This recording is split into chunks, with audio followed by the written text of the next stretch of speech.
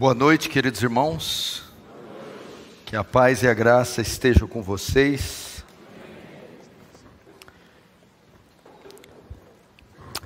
Eu fiquei sentado nessa última canção porque meu esqueleto está exausto, muito fraco. Eu vivi intensamente para o Senhor quase 25 anos, buscando, me consagrando, me entregando de corpo e alma. Mas eu esqueci de cuidar do corpo. Esse é um erro que nós cometemos. Cuidar só da parte espiritual e não cuidar da natural. E aí quando chega o tempo passa, a parte espiritual que depende da física fica na mão, por ignorância nossa, né? Então estou precisando de um personal trainer. Se tiver algum aí, porque eu gostaria de viver igual meu sogro. Meu sogro em novembro agora faz 100 anos. Toda tarde pega a enxada e capina o sítio dele um pouquinho.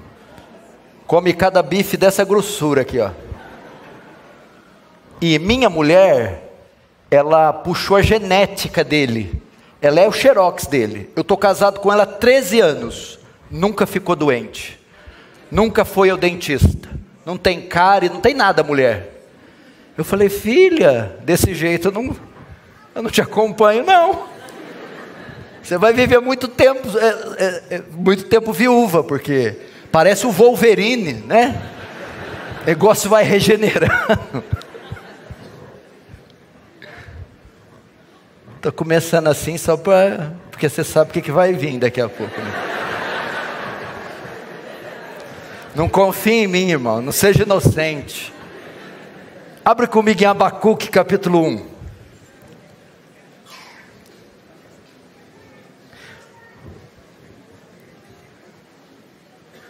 Está aí em algum lugar da Bíblia, pode ter certeza.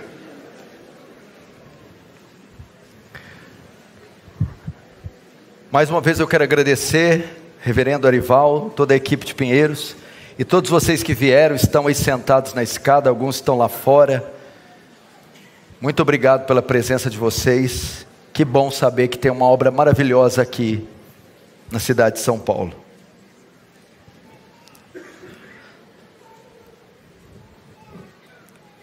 Abacuque capítulo 1.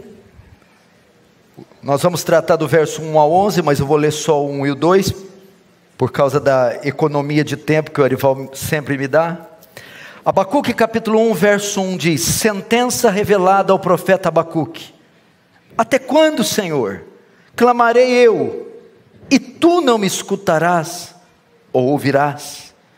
Gritar-te-ei violência, e não me salvarás. Até aí, fecha os olhos. Por favor, não feche a Bíblia, só feche os olhos mais uma vez. Vamos orar mais uma vez. Pai Santo, meu desejo é que dos céus seja despejado sobre esse lugar abundante graça, mais do que retórica e agendas, ativismo, mas demonstração de poder e do Espírito Santo, curando, salvando, transformando vidas, almas, para que teu reino avance, para que tu recebas glória para si, e nos conforme a imagem do seu Filho, em nome de Jesus, amém.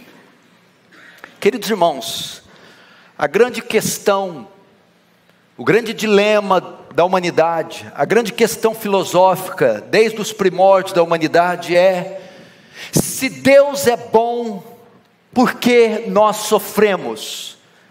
Por que temos que passar por provações, privações?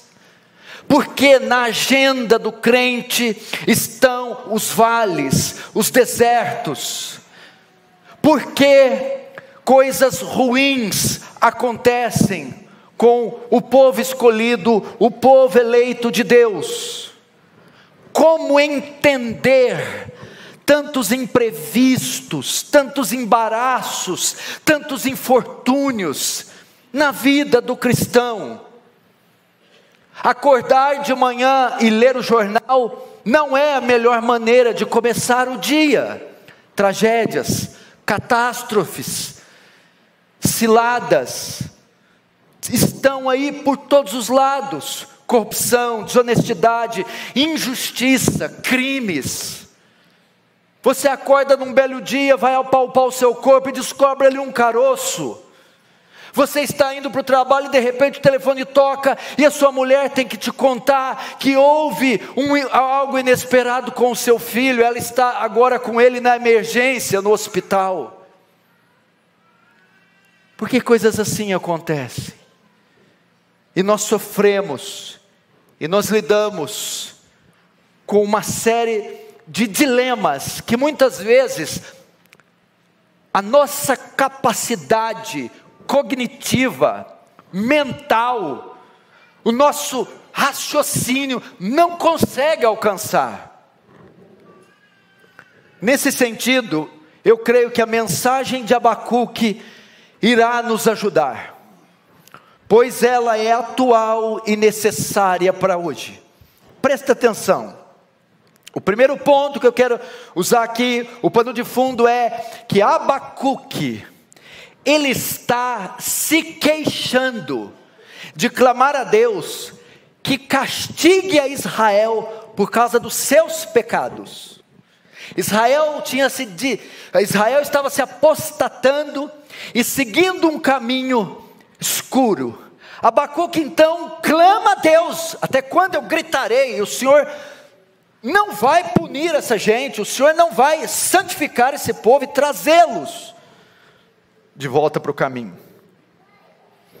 E aí a história então começa diante do dilema, da queixa, da angústia do profeta. E o primeiro ponto que temos que aprender no tocante aos males e ao sofrimento é que muitas vezes os métodos de Deus são misteriosos.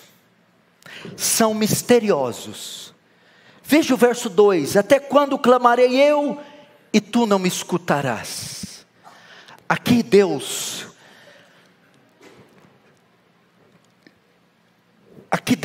vai trabalhar com o profeta, vai trabalhar o pedido de oração de uma forma misteriosa.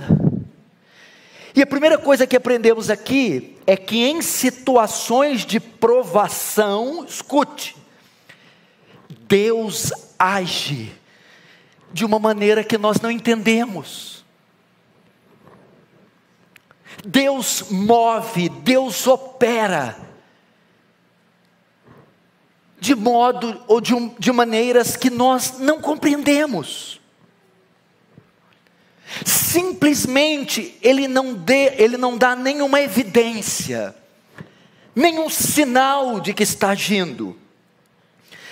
Muitas vezes vivemos situações que não há uma coerência lógica, ou não há uma sequência de fatos lógicos.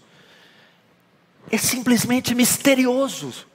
Nós não alcançamos o método de Deus, nós não entendemos porque tais coisas acontecem. E dentro desses métodos misteriosos, Deus parece estar estático. E nós nos perguntamos: por que Ele permite que tantas coisas ruins aconteçam? Por que Ele permite que tantos males nos sobrevenham? E Ele simplesmente não faz nada. Ele está estático. Ele não faz nada para impedir a degradação de Israel. Eu estou clamando.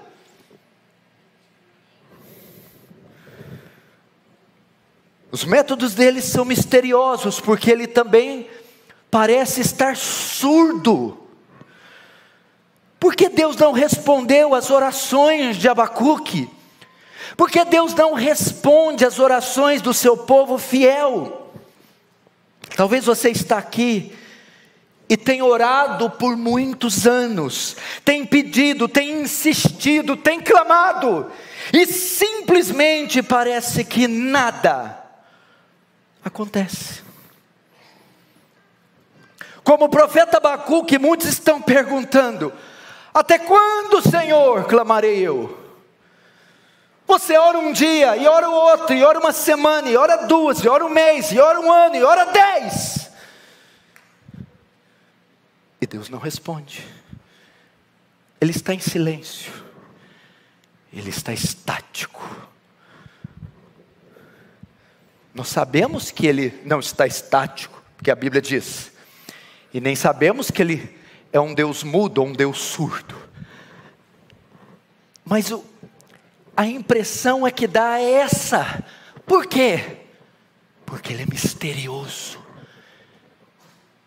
Ele caminha sobre o temporal. As nuvens são o pó dos seus pés. Ele salta entre os montes. E nós não entendemos. Segunda coisa que temos que aprender no tocante ao sofrimento: suas respostas às vezes são inesperadas e incompreensíveis. Essa é uma segunda verdade. Por um longo tempo parece que Deus não responde absolutamente nada. Então, quando vem a resposta, vem algo completamente inesperado e incompreensível. Eu lhe respondo, Abacuque, levantando o exército dos caldeus para passar por suas cidades e destruí-las. É o que está no verso 6, olha lá. Pois eis que suscita os caldeus, nação amarga e impetuosa, que marcham pela largura da terra, para apoderar-se das moradas que não são suas. Queridos irmãos, essa era a última coisa que Abacuque teria imaginado que Deus diria. O quê? Os caldeus, os nossos inimigos, o Senhor vai usar o mal.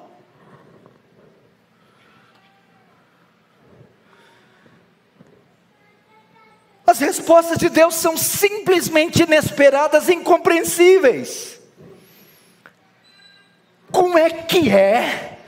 Eu estou pedindo uma coisa e o Senhor de súbito me envia outra.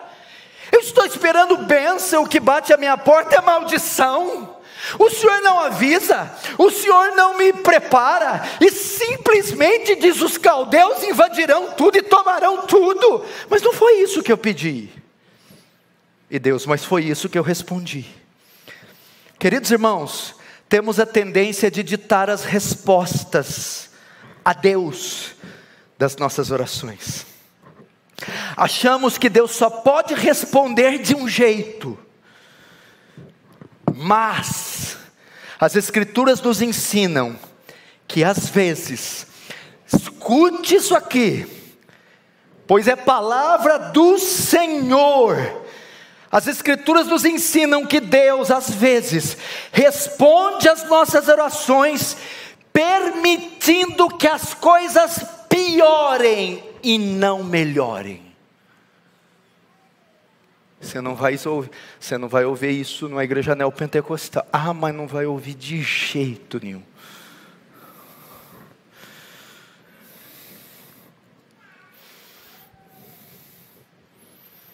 Às vezes, Deus faz o oposto do que nós estamos antecipando.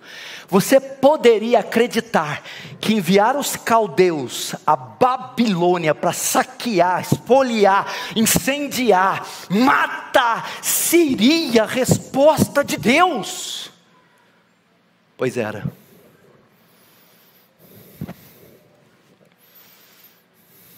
Muitas vezes os métodos de Deus são misteriosos. Não sabemos por que caminho Ele anda.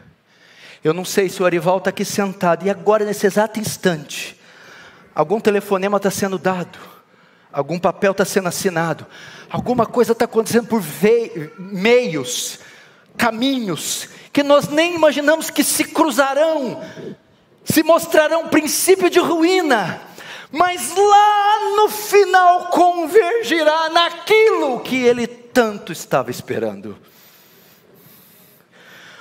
Queridos, um princípio fundamental na vida cristã, escute, consiste em estarmos sempre preparados para o inesperado quando estamos tratando com Deus. Glória a Deus.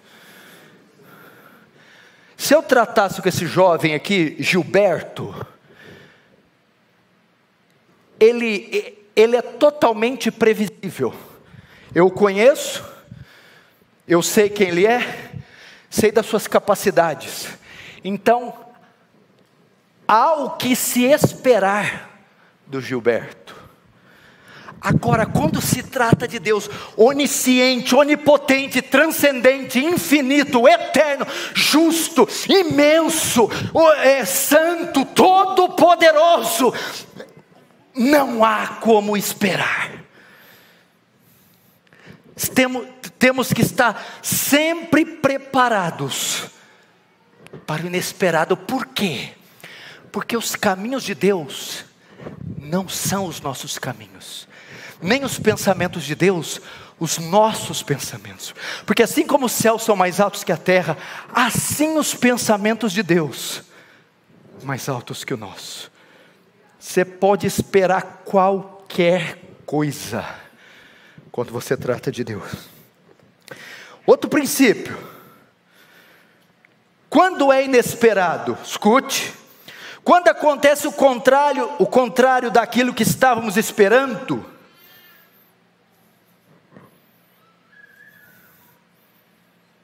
isso não significa que não é Deus.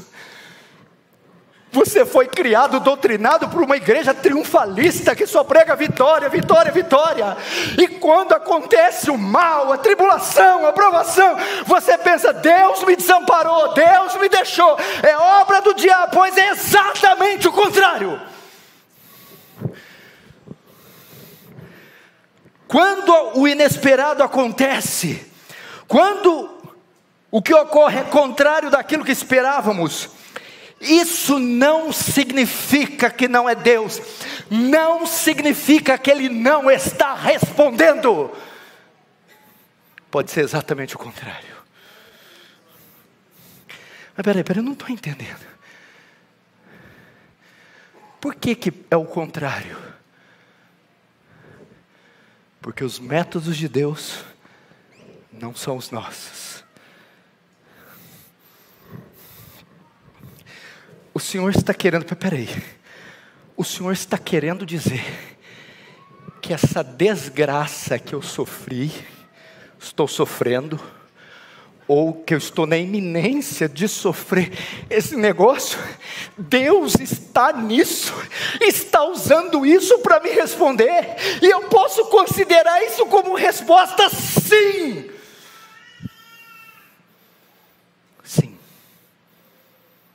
Sim.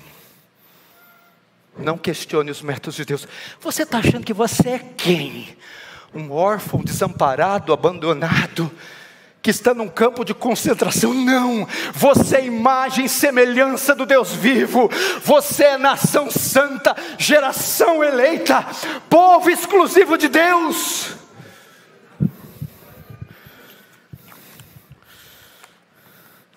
Seus métodos são misteriosos, suas respostas inesperadas e incompreensível. Terceiro princípio que temos que aprender diante da tribulação: seus instrumentos são incomuns. Com o que você trabalha? Eu trabalho com ferro, ou com tecido, ou eu trabalho com tecnologia, métodos comuns. E Deus, Ele não trabalha com essas coisas. Seus métodos, seus instrumentos são incomuns e invulgares. Uma terceira característica, terceira e surpreendente dos métodos de Deus, é que às vezes Ele usa instrumentos estranhos para corrigir a sua igreja, o seu povo. Instrumentos incomuns para nos responder. De todos os povos, os caldeus são o povo que Deus vai levantar para castigar Israel. Tal coisa era inimaginável, impossível. Deus pode usar qualquer coisa, qualquer método, qualquer povo, mas os caldeus não. É exatamente os caldeus o instrumento. É impossível pensar tal coisa, mas aqui há de novo um fato claro nas Escrituras. Escute, em toda a história, Deus fez uso de todo tipo de instrumentos estranhos, inesperados, para efetuar os seus propósitos. Deus usa instrumentos estranhos. Deus usou um anjo do diabo para santificar Paulo. Foi-me colocado espinho na carne, alguma aprovação?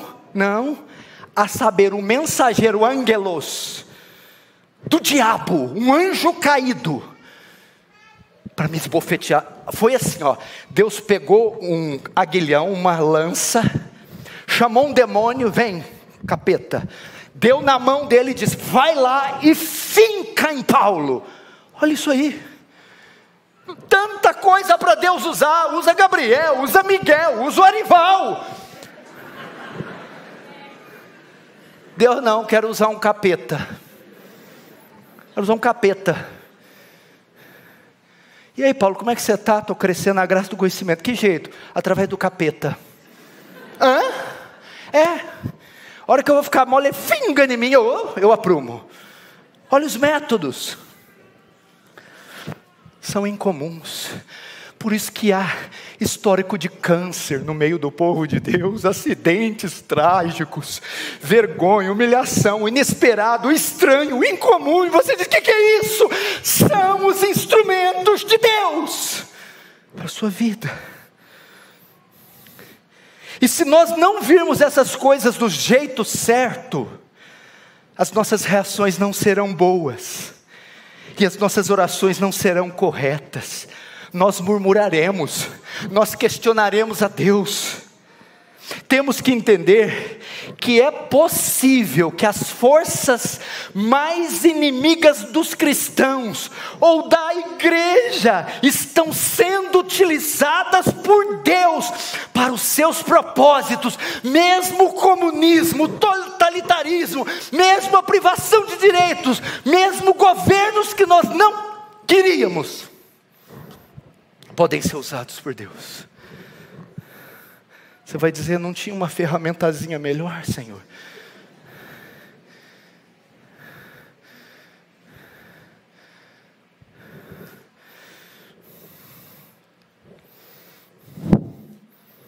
Deus está falando, diz amém. Quarto, muitas vezes os métodos de Deus são mal entendidos por três classes de pessoas. Muitas vezes os métodos que Deus usa para nos responder são mal entendidos por três categorias de pessoas. Primeiro, pelos próprios cristãos. Frequentemente os métodos de Deus são mal entendidos pela igreja. Em Abacuque 1:5, veja o verso 5. Deus se refere ao povo de Israel, olha só: vede entre as nações, e olhai, e maravilhai-vos, e admirai-vos, porque realize em vossos dias uma obra, que não vos crereis quando for contada. Então ele está falando para o público que vai fazer uma obra maravilhosa. É o método dele. Agora a atitude do povo era assim: aí está esse profeta Abacuque dizendo que Deus vai fazer uso dos caldeus, como se Deus pudesse fazer tal coisa. Deus não pode fazer tal coisa. E se porventura essa profecia cumprir e os caldeus vierem, é claro que isso não vem de Deus. Veja só, o povo de Deus não entende os métodos de Deus. Eles não imaginavam que isso vinha de Deus, que Deus pudesse fazer tal coisa, mas era sim de Deus. A dificuldade que havia com Israel é que nunca acreditava nos profetas. Eu estou lembrando vocês, queridos irmãos, que sim, Deus age dessa forma. Deus pode estar usando a enfermidade, a perseguição, a aflição, os nãos, a humilhação, para fazer o bem a você.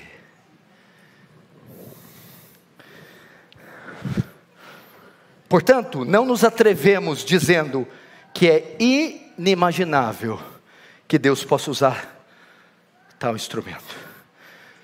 Segundo, muitas vezes os métodos de Deus são mal entendidos pelo mundo.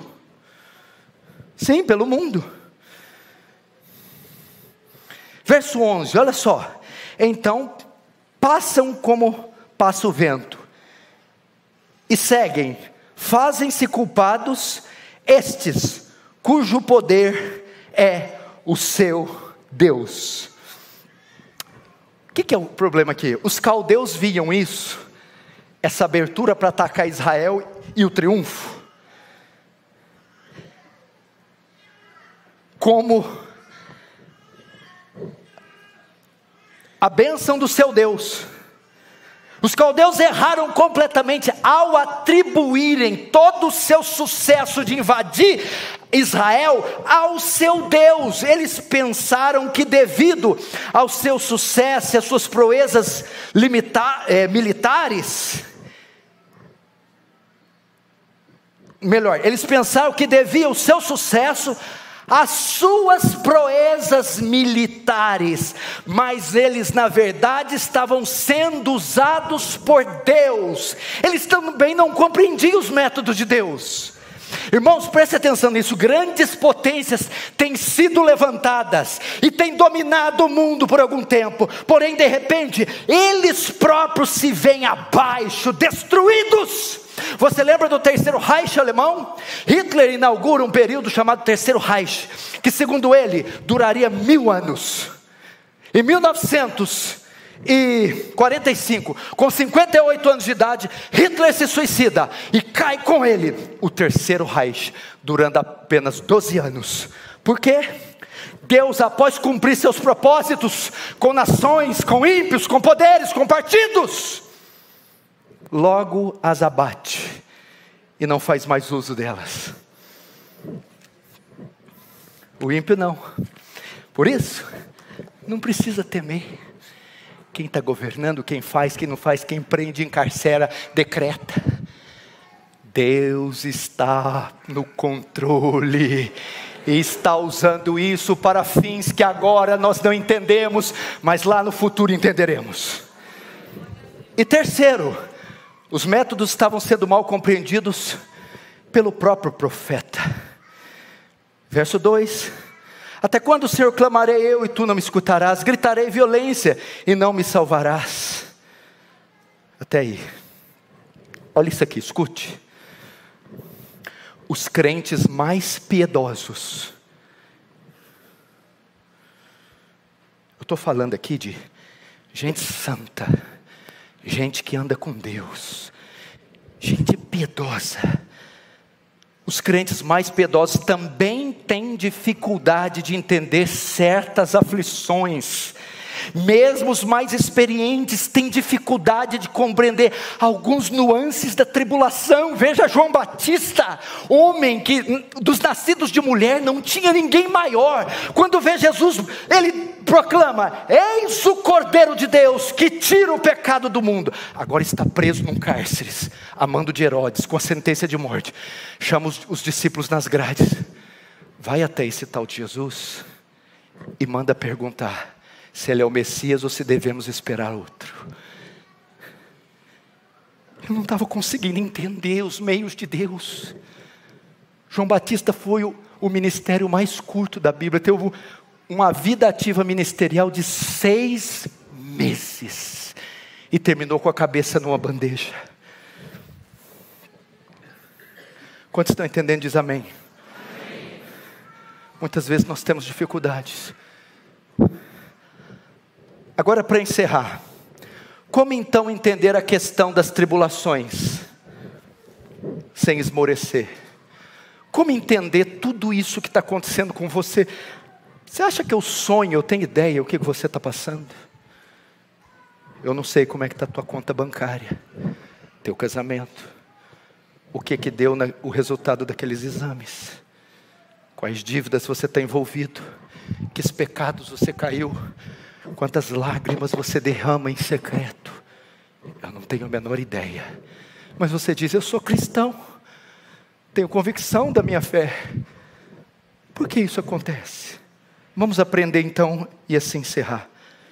Primeiro, como entender sem esmorecer? Primeiro, o problema está sob o controle de Deus. Veja o verso 2.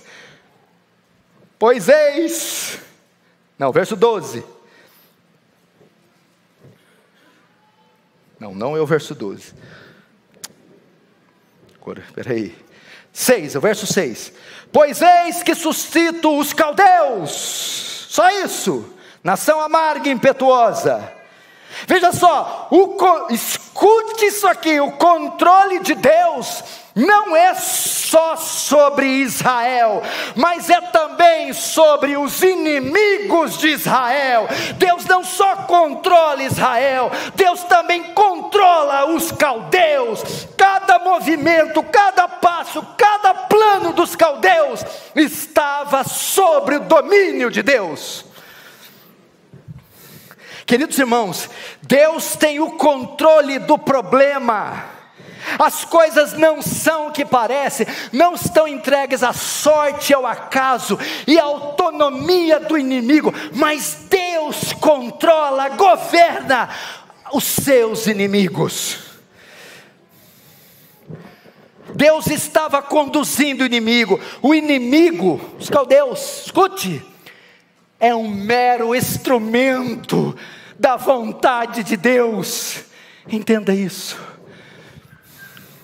Nada dessas dores que te afligem estão entregues à sorte, ao acaso e às forças cegas da natureza, e Deus está roendo unhas no seu trono, pensando o que vai ser.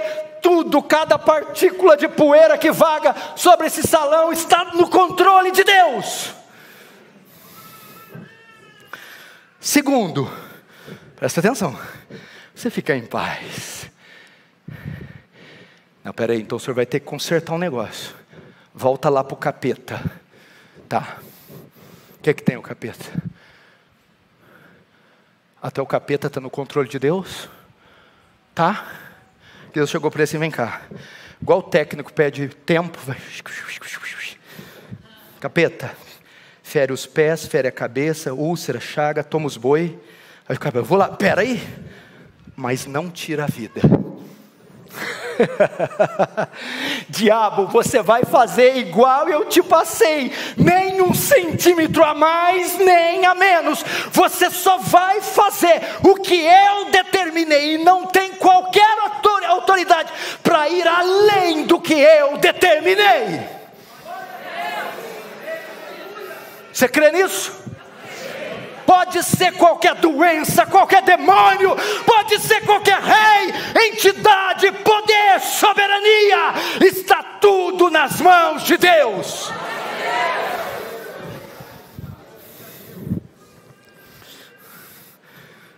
Traga seus exames, mostre seu diagnóstico, mostre: eu estou na rua da amargura, eu estou na pior condição que um homem pode estar. Deus está no controle, Deus está no controle, Deus está no controle. Segundo, o problema segue um plano divino. What?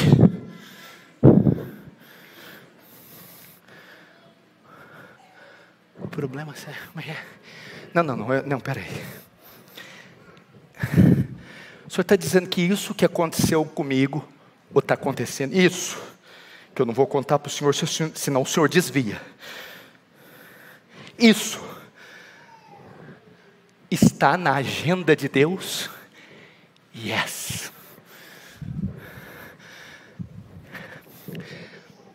Os caldeus só estavam seguindo a agenda, tinha um propósito.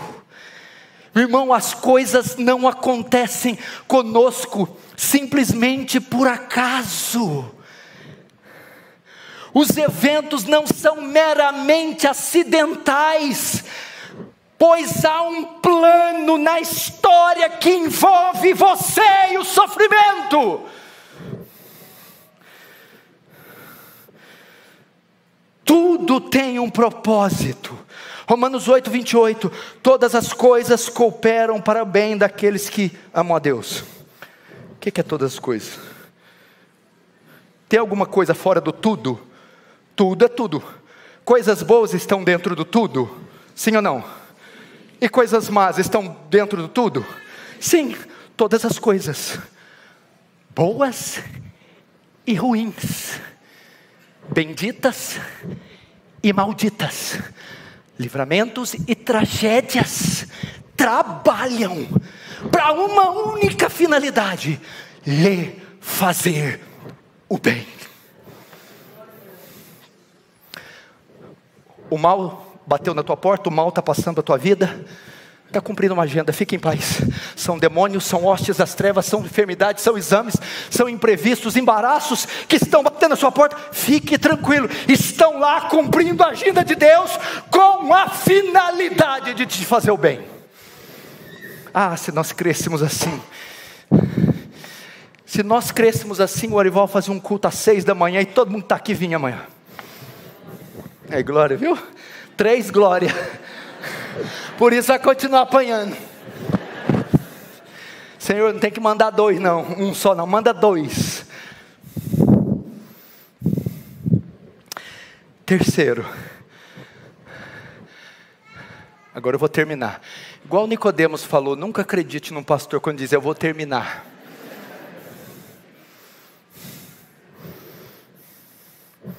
O problema envolve a igreja de Cristo. Parece que o problema todo está envolvendo Abacuque e os caldeus, não é isso? Não. O problema envolve a igreja de Cristo. Olha só, o que realmente importa no mundo é a igreja. Tudo isso que estava acontecendo não tinha a ver com os caldeus, e sim com Israel. Era para o bem de Israel, era para cumprir seus propósitos em Israel. Se coisas estranhas estiverem acontecendo com você, pessoalmente, não se queixe, mas diga: que é que Deus está querendo me ensinar por meio disto? Que será que é em mim que precisa ser corrigido por meio disto? Onde será que eu errei?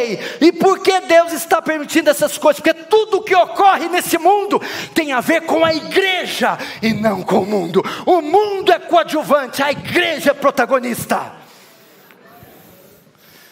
Já pensou nisso? Deus não cumpre uma agenda com o mundo, Ele cumpre com a igreja. É para a igreja, é por você. Por ti dei o Egito e a Etiópia. Aquele que vos tocar, toca na menina dos meus olhos. Veja isto. Lua, detém-se a Ajalon. Sol, pare em Gibeão. Tudo isso, o mundo, o eixo da terra, o tempo foi parado quase um dia para que Israel vencesse a peleja.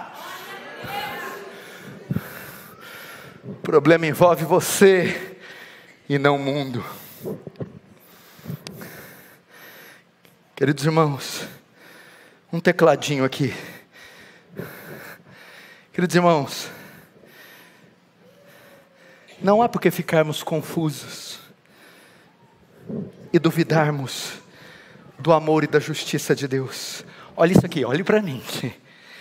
Se Deus tivesse a indelicadeza de atender imediatamente algumas das nossas orações, como nos tornaríamos crentes fracos?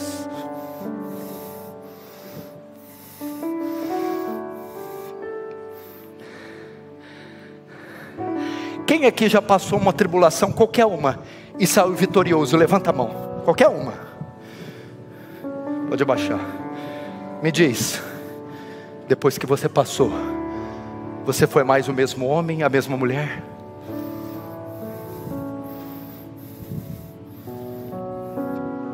Portanto, devemos julgar cada evento à luz do grande, eterno e glorioso propósito de Deus. Julgue, meu irmão. Desculpe eu te dizer, meu irmão, não fique molestado. Não há razão para você perder. Deus não te chamou para o fracasso, Ele vocacionou você para vencer.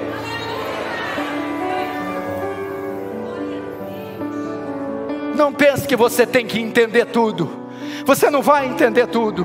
E o fato de você não entender não te faz menos crente, menos filho. Não faz Deus menos Deus. Não significa que Ele não está agindo. É só a sua capacidade de compreender que não atingiu o entendimento. Deus marcou esse dia. Ele chamou você aqui. Ele sabia que você precisava ouvir isso. Aí na galeria, aqui nos bancos, na escada, lá fora, na transmissão, para dizer para você: aquietai-vos e sabei que sou Deus. Desde a eternidade nunca se ouviu, nem se ouviu falar de um Deus semelhante a esse, que trabalha para aqueles que nele esperam. Antes que houvesse dia, eu sou, e não há ninguém que possa fazer escapar das minhas mãos. Operando, agindo Deus, quem impedirá? Ele é seu Deus. Ele peleja por você. Nessa guerra não tereis que pelejar. O Senhor vosso Deus pelejará por vós. Quem crê nisso, fecha os olhos, vamos orar. Vamos orar. Ore com intensidade. Vamos inflamar esse local aqui. Vamos orar, igreja. Ore. Enquanto você ora, demônios caem. Enquanto você ora, correntes se quebram. Enquanto você ora, grilhões se partem. Ore. Ore. Precisamos de um avivamento que chacoalhe as escrituras de São Paulo. Ore. Ore. Erga a tua voz. Alce a tua voz.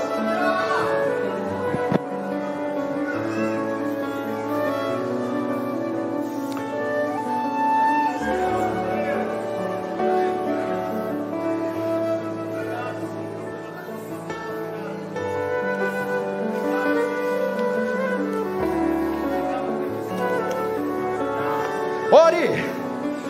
Você ainda está muito tímido. Ore. Ore hoje. Ore agora. Ore. Ore aí na sua casa. Ore pelos seus filhos. Ore pelo seu casamento. Ore por essa enfermidade. Ore pelo seu emprego. Ore pelo Brasil, por São Paulo. Ore. Ore. Ore pelo seu ministério. Ore pelas promessas. Ore.